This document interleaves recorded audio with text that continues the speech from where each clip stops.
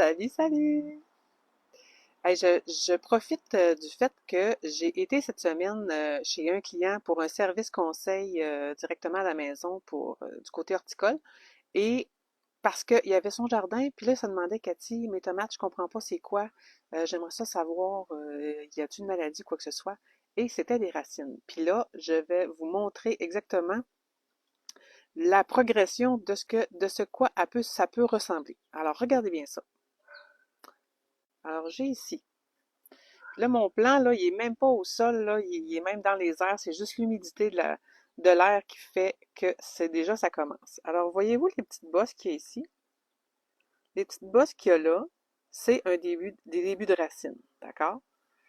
Puis là, vous allez voir que ça se développe encore plus. Puis là, c'est pas parce que je descends, c'est parce que de plus en plus, j'ai des zones qui sont de plus en plus développées. Alors là, voyez-vous, ça commence de plus en plus. Fait que là, il y a comme du blanc, fait que ils grandissent jusqu'à donner, regardez bien, dans cette zone-là ici, regardez, ça fait comme des petits pics. Et ça, c'est des racines. Tout ça, c'est l'évolution des racines des tomates.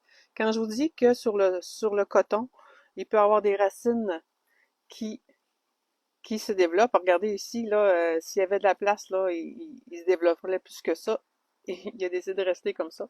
Donc, ce n'est pas une maladie, ce n'est pas grave, c'est des racines. Je reviens. C'est des racines de vos tomates qui sont en train de se développer. C'est pour ça que quand je vous dis sur une autre vidéo, j'ai fait comment faire une bouture, ben c'est exactement ça qui se passe dans le sol que vous gardez humide. Donc, un plant de tomate, c'est super facile à bouturer et ça fait des racines très, très, très facilement. Donc, j'espère que ça va vous avoir enlevé une peur d'une maladie, peut-être de vos tomates, qui n'en est pas une et qui est tout simplement naturelle. Bye! À bientôt pour un autre conseil!